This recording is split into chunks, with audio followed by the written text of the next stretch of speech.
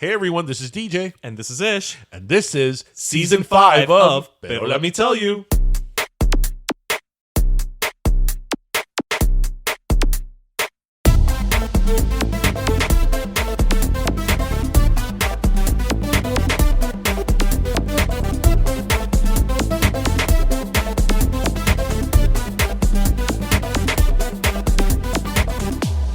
Oye, mi gente, so today we have with us somebody who is doing something that is so fantastic and spectacular, and really she is giving a voice to so many people, or helping to give a voice to so many people, and really turning something that started, I would imagine, as a personal tragedy for her family into something so positive and amplifying the voice of the people on the island of Cuba.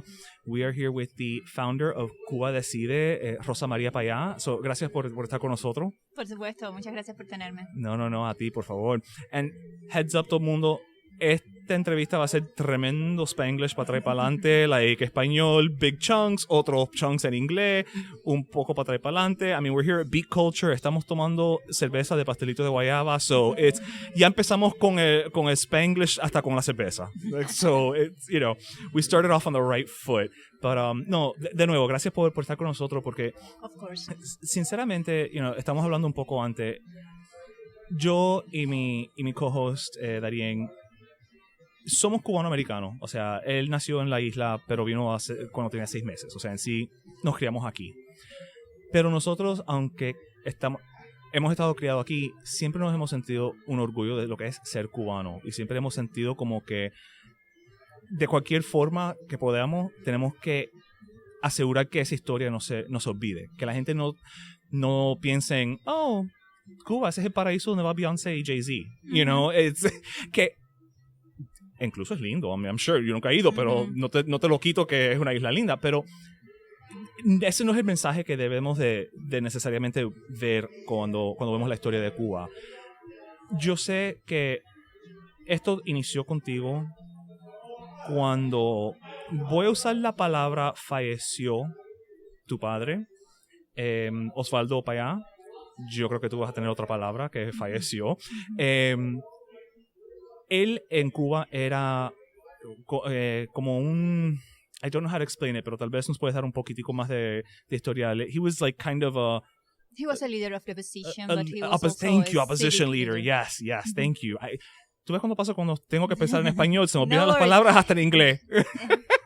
Shoot in English, and I do my best. No, of course. So, you know, your father was an opposition leader, and I believe that the name of his party was, and I do have it written here, guys, the Christian Liberation Movement. Is That's that correct?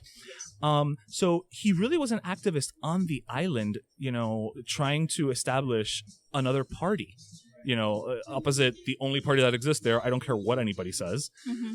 Can you give us a little bit of background on who your father was and his work on the island? Yes, as you just said, he was a leader of the opposition, but he was actually a civic leader. My father movement that has Christian in the name, but it was not a confessional movement. It was just only inspired in Christian humanistic values. Okay. It was, and it is, a movement that was founded to help the Cuban people demand human rights, demand the right to be in a democracy, to have a democracy, and in that sense, yes, to break down the absolute ruling single role of the Cuban Communist Party.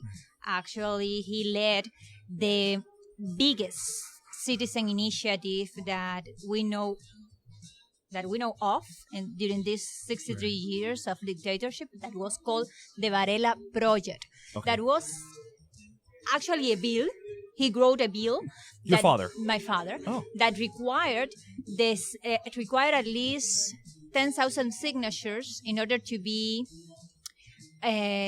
of mandatory discussion in the General Assembly of the dictatorship. So it would be similar to here, where you have to obtain a certain number of signatures for something to be put for a vote with an election. Exactly. Okay, Exactly. okay. It's exactly the same. The difference is that in a totalitarian regime, to do that can cost you your life. Sí, o sea, aquí lo hacemos como que, bueno, agarra el papelito y las firmas y allá tiene otro... Exacto. Cualquiera que lo escuche aquí puede decir, oh, eso lo hacemos aquí todos los días. Well, try to do it in a totalitarian dictatorship. Right. And that was one of the things that he did, together with many, actually, with hundreds of Cubans that collect tens of thousands of signatures. Wow. And they delivered the signatures into the National Assembly of the dictatorship. And Fidel Castro, in that moment, accused almost all the collectors of the signatures of traitors and CIA agents, put them in jail. O sea, lo mismo de siempre. Exacto. Almost all of them but my father.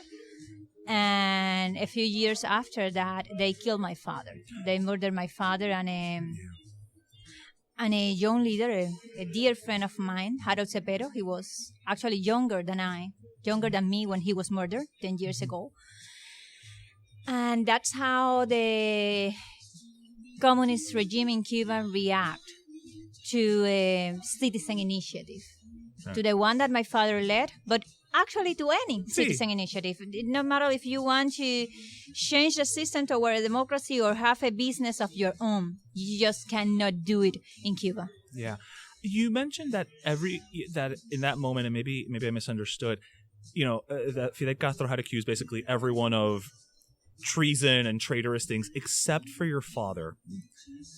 Knowing what we know now, that your father was, for all intents and purposes, I mean, your father's death was, let's say, suspicious at the least, right? Oh, it was not. We have a lot of evidence that have been validated there were witnesses y todo. Exactly, by international organizations. Of course, the Cuban regime is going to keep saying that it was not, but that's what they do. They lie. Oh really? we for 60-some-odd years, those people always tell the truth. Why do you think that your father was not lumped in? Do you think it's because they... And I don't want to bring up anything that's very sad for you, obviously, but do you think that your father was not accused in that moment because Castro was like, I'm going to take care of this problem in my own way? Or well, do you think... He said it he put it in a book, in an interview from a very famous French journalist, Ramonet, that asked the same question. And Fidel Castro answered that he had plans for my father. He did it just like that. And it's published, and you can just check it on his book, Cien Horas con Fidel. Forgive my French, pero qué hijo de la gran puta. Okay. Sí. Porque lo dijo así a alta voz. Sí, exacto. Jesus Christ. So that was in 2012 when that happened. And, obviously you grew up with your father being this leader of movement. Did you grow up, did he instill in you, like, this is what we have to do? Or did he try to shield you and your brothers, like, protect you, to say, like, this is what we believe, pero ustedes, tranquilo, para que no se busquen ustedes? O sea, como un padre protege a sus hijos, ¿sabe? I don't know si me estoy explicando. Totalmente, te estás explicando muy bien. Y por supuesto, él intentaba protegernos todo el tiempo, nunca al costo de nuestra libertad. Okay.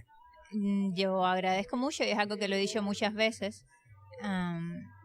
Many of my friends in the school, I mean, in Cuba, almost everybody is against the regime.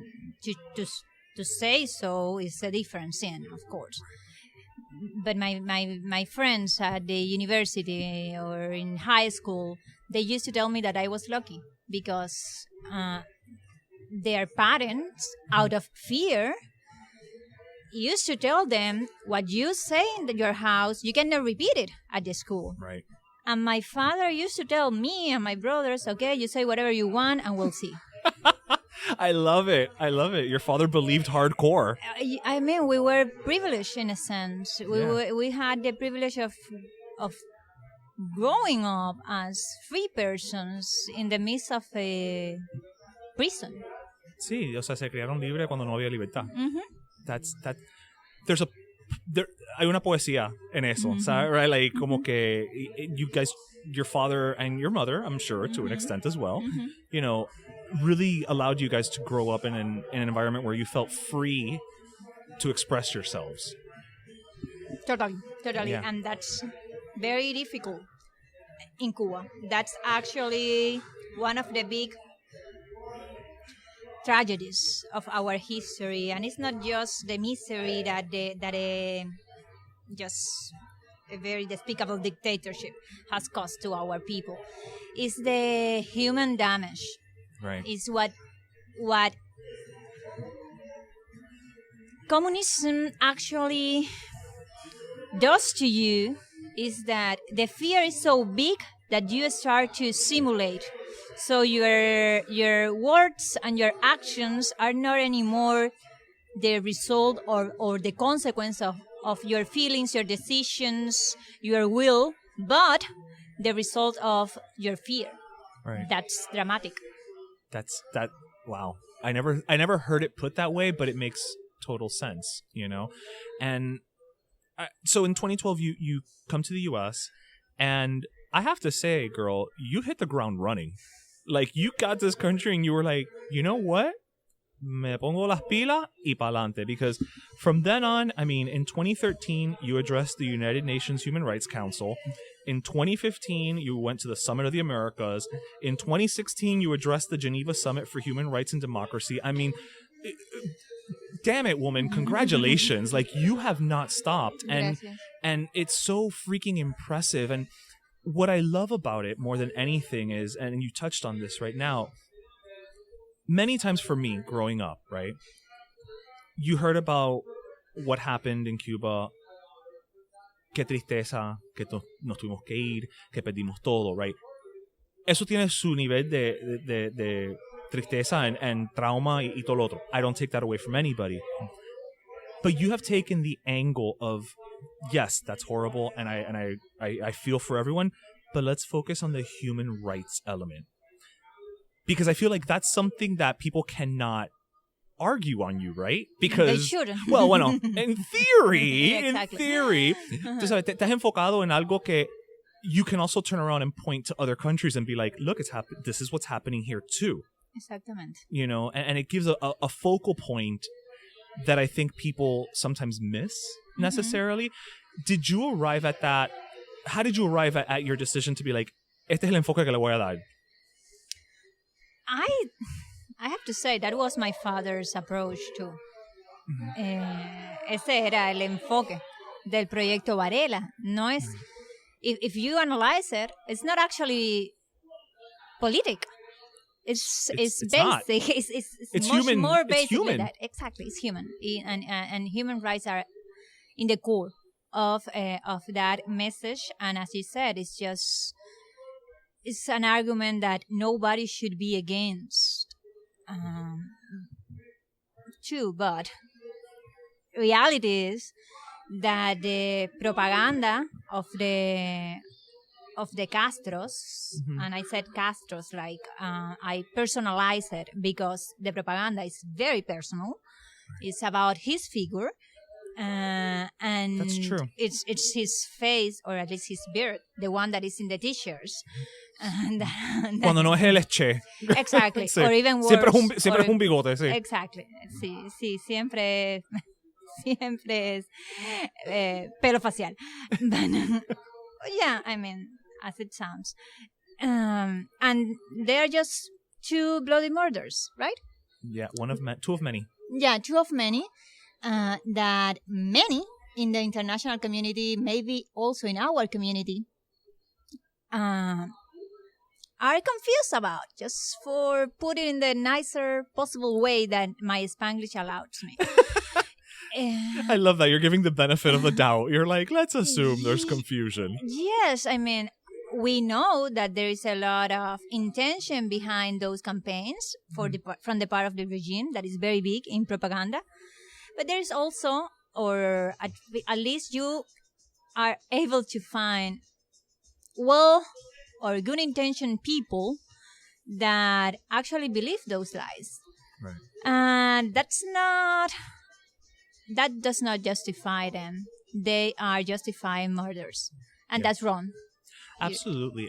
And, now that you bring it up, I did want to touch on that because as I was mentioning to you before we started the interview, one of the things that we've experienced is whenever we put something, showing what's happening over there, be it, the July 11th protests or, talking about the realities of what, Darian's family has experienced or what my family, whatever it is, there's always these trolls on the internet, right, who show up. It's almost like they're just waiting, yes, right? Yes. They will show up and they are, right? They show up and it's just like, oh, you're lying. Oh, that's because your family was rich and you're sad that you can't be rich anymore. Oh my God, your family was rich. That's a big one. ¿Tú sabes cuántos millonarios hubiera estado en Cuba? Vaya, es que, please, sign me up, okay? My favorite is the one that all of a sudden, a word that I had heard growing up has now become weaponized by some of these trolls. Gusano. Yeah. De pronto, o sea, esa palabra jamás y nunca vaya, yo lo oí historias que decía mi abuela que cuando ella se estaba preparando para venir, there were people who would call her, gusana as she was walking on the street. So I have a very personal connection to that word. If you call me that, I'm going to be like, yeah, I'm proud of that. And what? Right? You mean it as an insult, but I'm not going to take it that way because I'm wearing it as a badge of honor. Where the hell did all this come from? I feel like all of a sudden, after, el 11 de julio, it's almost like ya de pronto todo el mundo se, quote unquote, educó. Yeah. En estas cosas. Exactly.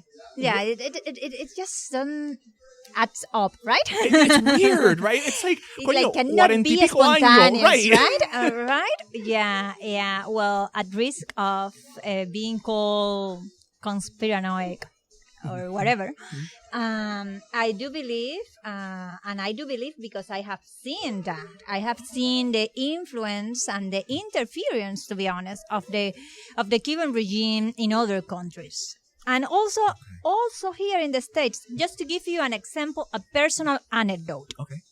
I studied physics in Havana University. Oh my God, all this and you're freaking smart too? Well, I don't know about that. I had to study a lot. I could never study physics. You're smart. Well, no matter what you study in Cuba, you are forced to take Marxism or at least political economics, which is AKA for Marxism. My Marxist teacher at the university was a person that belonged to the 26 movement. That was the violent movement that took power in 1959, the movement of Fidel Castro. And every year, she visited universities here in the United States. My Marxist teacher, my teacher of Marxism, of political economics, I mean, if something have been proved to be just wrong, is the economy in socialist countries, right? Yes, it never works. Exactly. Right. The economy in a communist country. Well, this person, every year traveled to U.S., Ivy League universities to teach, to give conferences. How do you explain that to me? What that person has of value to offer to young folks starting here, I don't know. But there is a plan from the Cuban regime to just, educate is the word that we can use, but just to spread propaganda, not only in social media, as you probably just faced with the trolls, but also in the universities, and they can do it. I mean, I cannot travel freely. When I was in Cuba, I couldn't, but that teacher of mine, she could. Aunque estaba contra los Yankees. Exactly. Right. Porque estaba contra los Yankees. Right. Yeah, actually, that's a very good observation, by the way. She was very anti-American, very against, actually, democratic values. But she was welcome in this country to teach in the universities. While those that were actually freedom-loving people in the island just couldn't travel, couldn't get out. I mean, I will say, I do believe that universities is a place where I completely disagree with her, what she's saying.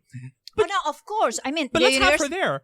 where I was going with this was, then what happens is you get these, as we like to call them, Chad from Connecticut, who, as he's sitting in his Starbucks with his MacBook and his iPhone and his air conditioning, is like, capitalism's the worst. God, Cuba's perfect. And it's like, you know what? That's very easy to say when you have the option of what you want to do. Meanwhile, they never go and do the option that they think is so wonderful. That's the sin. It's, of course, the point is not do not mention those ideas in the university. The point is how the Cuban regime is or have been implementing a very systematic plan to put in the universities in this country, and let me not start to talk about Latin America. Oh, my God. It's a virus. Those very specific ideas that, I mean, in my personal opinion, happen to be wrong. But just forget about my opinion and look at the reality in Cuba. See, and the numbers. The immense amount of human misery that regime has provoked. Well, I suppose that human misery and human suffering was absent in the conferences that my teacher gave. Of course. There was no human cost in her analysis, or his analysis. I don't know if it was a man or a woman. Oh, a lady. A lady, okay. So what I find even more, I'm in awe of you. I think you're fantastic, everything you are doing and getting the message out. You go back to the island. You travel back and forth. Woman, you got some, I'm going to be very blunt, you got some balls on you. Like, how do you do that? Do you not? I did it for a while. I tried to do it. I actually tried to do it last November, and the regime just denied a flight. Oh, okay. Okay, so I don't know if I'm going to be able to return in the immediate future. Well, when you did, were you, I guess maybe not because of the way you grew up with your father, right? Were you scared? Were you frightened? Were you worried that, they could just, because let's face it, over there they don't need a reason to lock you up. No, they don't.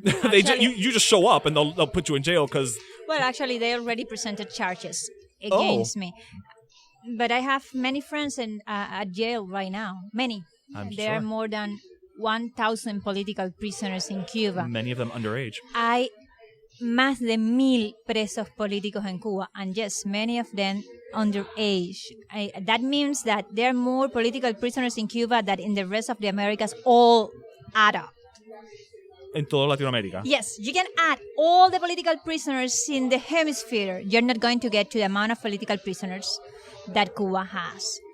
It's just the comparison can only be established with countries as Iran. See? Well, now China, that of course, right? Yeah, but look at how extreme we have to go to find the example. Exactly. Well, that's the situation in Cuba, right. and that's why it's so frustrating when you find people here trying to defend that bloody regime. Absolutely. I want to bring up something that your father said in a 2000, because I tell you, I did my research. I did some homework. In a 2000 editorial for the Miami Herald, he was stating as saying, lifting the embargo won't solve the problems of the Cuban people. Maintaining it is no solution either.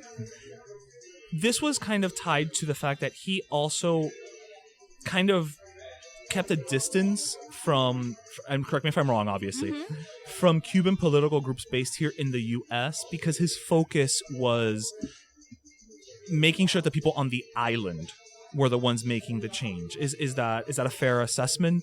I don't think that my father was trying to keep any distance. Actually, he... And maybe that's the wrong word, but keeping the focus on the island? I'm not trying to correct what you said. Sorry. No, please do not apologize.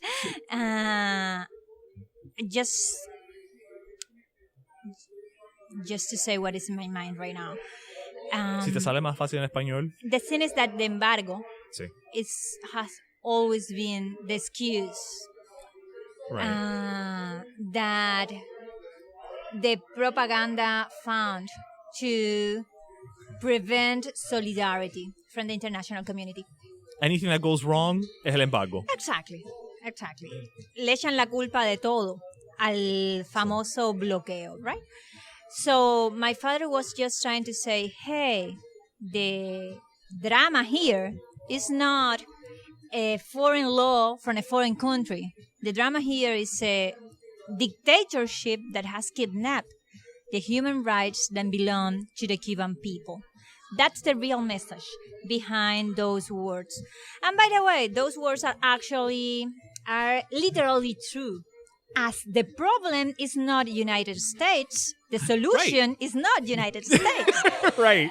The solution is to support the end of that dictatorship, which is the same theme of supporting the human rights for the Cuban people. And in that sense, of course, the United States has something to do and some actions to take.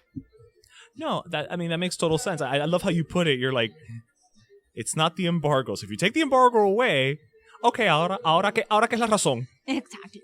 Who's the big bad wolf? Exactly. You know? Exactly. Anyway, that's not to say, and now it's not my father talking, it's Rosa Maria talking. That's not to say that to give credit to those criminals is going to be of any help for the Cuban people. Claro. Actually, it's going to be the opposite.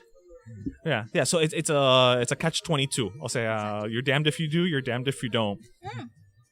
Yes, but and I want to be very, very, very clear on that. My opinion is that the embargo, which is basically right now the prevention from or the prevention to give credit to the Cuban military in American banks. Mm-hmm. I do think that to give money to the Cuban military is to give resources to the repressors of the Cuban people. Resources that are going to be invested in repression of my friends that are in jail. See, the cycle's going to continue.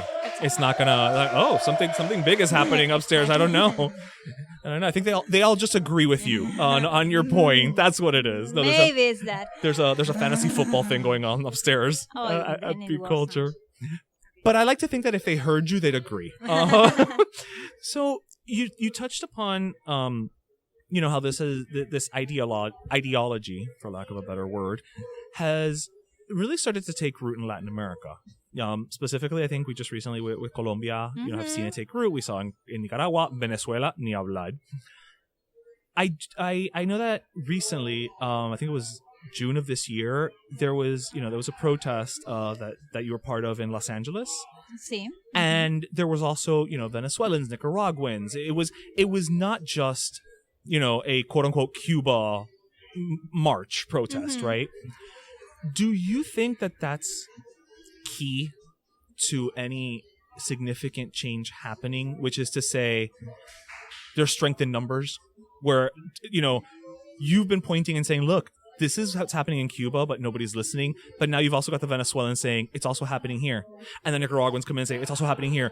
Do you think that that's something that is benefit? Again, strength in numbers. Like if everybody's starting to talk about how guys, this is happening everywhere. It's insanity. This is the reality. And it's not just Cuba anymore. It's not those crazy Cubans. It's everybody. Do you think that's something that is key to moving forward? It is, but it's also just a consequence. It is a consequence, we like it or not, useful or not, it is a consequence of...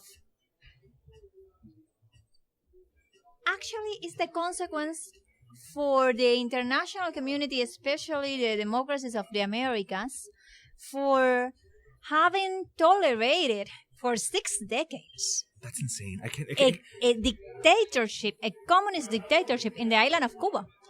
I mean, you can definitely affirm that you wouldn't be talking about the collapse of the democracy in Venezuela without the action of the Cuban regime. Oh, for sure. Actually, all the military counterintelligence of Venezuela is Cuban. They are in each secretariat, in each ministry of Venezuela. There are a Cuban delegate there, right to the minister. right to the secretary, there is a Cuban delegate. It's kind of an occupation. It is. And That's such a great way to put it. I know that sounds crazy, but it's Pero- just reality. Just check out the reports of the OAS. Check those out. It's just a reality, as it is a reality that the Cuban military is in the detention centers and in the torture centers in Nicaragua. As it is a reality that, check this out. The constitutional government in Bolivia, the last government in Bolivia, they opened the archives. Okay. So now we know that from, I believe that the number was 705, supposedly Cuban doctors working in Bolivia. 497 were not medical graduates. ¿Qué medicina estaban practicando entonces? No, they were just Cuban intelligence agents. Sí. So the investment that the Bolivian state made in public health was actually made on the interference of a foreign country that is actually a very a very non-democratic, pro-totalitarian regime.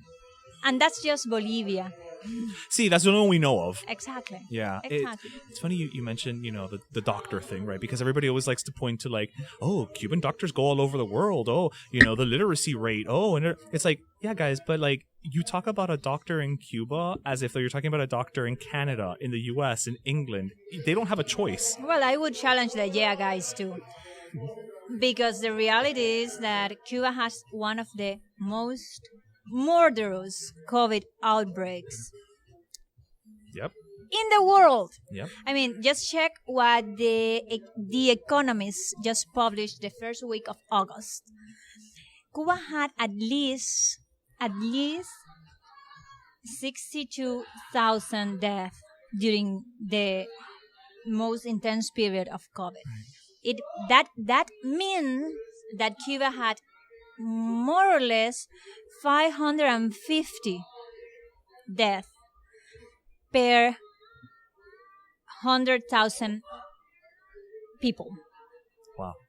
That's, do you know what is the media in the Americas from Canada to Chile? 336. Coño. So una isla has more than 550.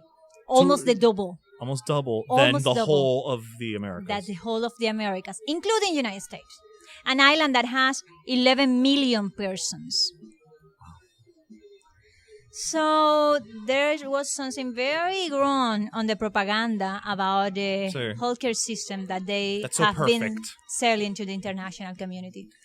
Yeah. And you mentioned the COVID deaths, and I, for those of us who know, right, really that was one of the main reasons that we had like the July 11th protests. I mean, it was like la tapa pomo, right? Like it was just like things were bad, and then we've got this situation going. We had that. We've had the San Isidro movement, which I can never say San Isidro, so I'm glad I said it right. Do you see, based on, I feel like you are more educated in these matters than the average person, just because this is you're so involved with it. Do you see these movements as the beginning of something, as we all felt and hoped and prayed when it started last year, or do you think it's just the latest in baby steps? Well, I definitely wouldn't call July 11 a baby step. Okay, fair enough. But no, and I do believe that the resistance of the Cuban people to the communist regime began in 1959. And here we have to talk about so many people that dedicated their life to change Cuba and that were killed in the fire squads in the 60s or, well, imprisoned for decades in Cuba, or the human rights movement that began in the 80s and that have developed till today.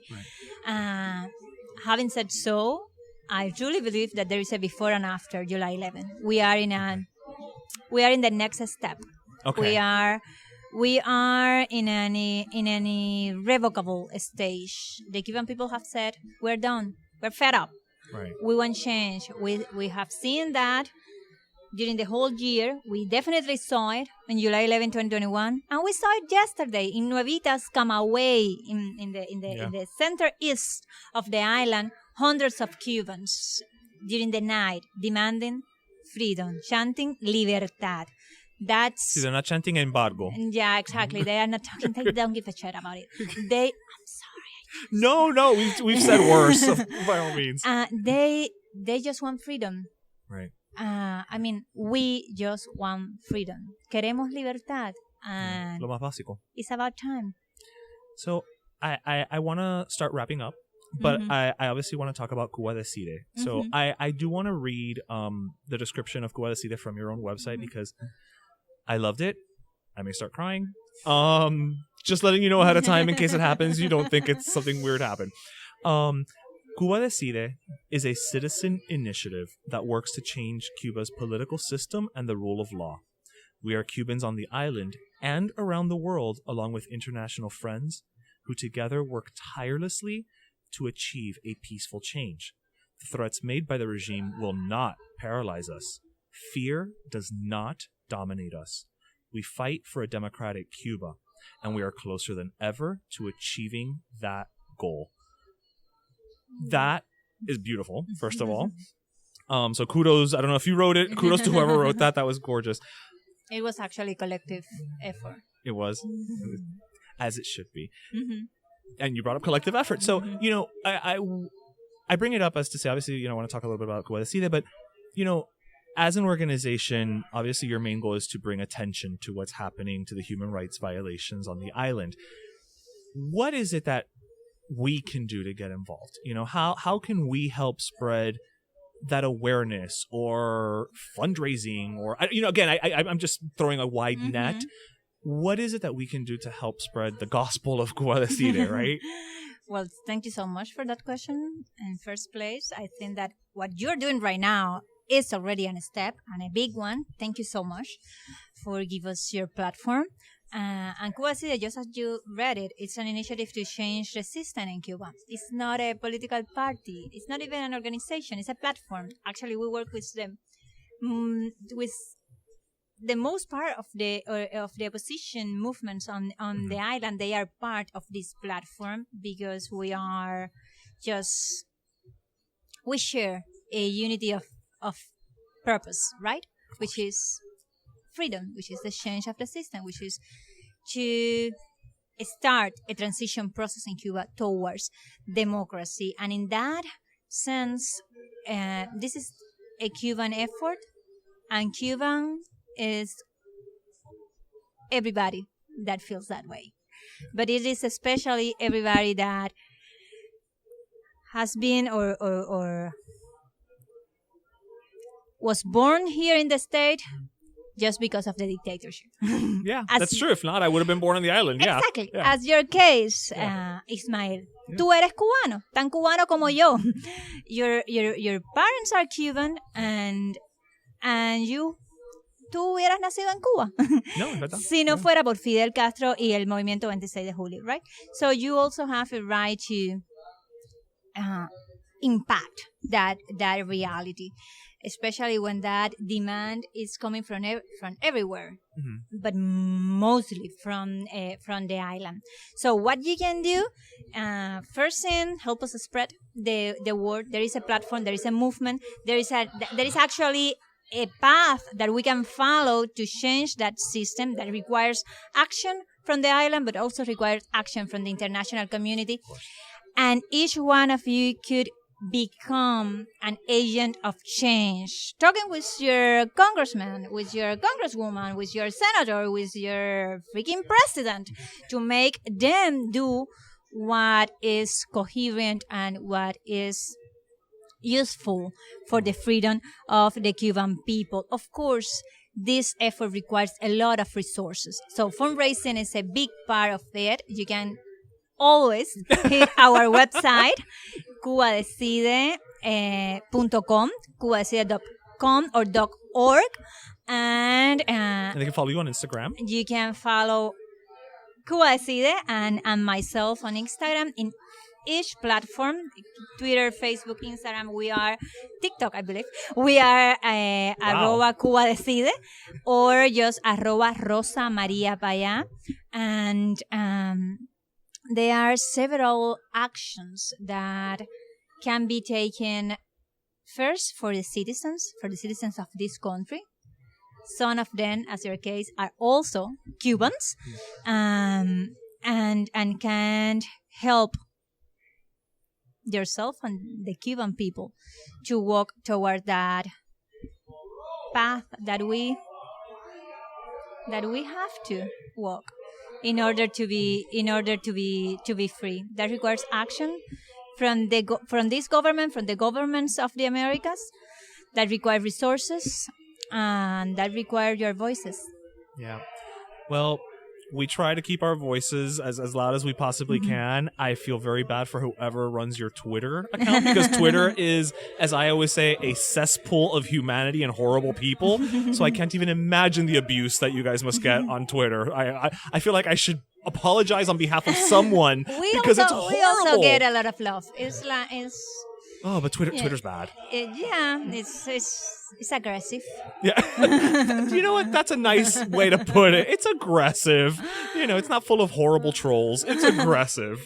They have a lot of trolls, yes. Yeah, it's pretty bad. It's pretty bad. But Rosa Maria, again, thank you so much for taking the time to speak with us, but more importantly for being an agent of change. Like I said earlier, after going through the experience that your family experienced, the death of your father, I don't know that many people would have the strength to say, you know what? Now, me buscaste, ahora me encontraste, and now I'm gonna be in your damn face, and I'm gonna be a voice. I'm gonna be the biggest pain in your ass that you've ever seen. I don't know that people would have that initiative, but thank God that you did. Well, not everybody had my father either. That's also very true. So I just want to thank you for stopping by and for doing what you do, and anything that we can do to help continue to amplify the voices of the people on the island to make sure that they get the human rights that they deserve, that they are entitled to as just human freaking beings. You have my number. Thank you. Thank you. Muchas gracias, Ismael, and for you and to everybody that is listening. Just join the movement. Yep. You heard her. Movement. Be an agent of change, people. All right. Bueno, gracias. Gracias. Pero Let Me Tell You is co-hosted by Darian Borges and Ismaeliano, produced by Ismaeliano, and our theme, Pero Let Me Tell You Freestyle, is composed by Michael Angelo Lomlaplex, the official gay guy. And don't forget to subscribe and leave us a review on iTunes.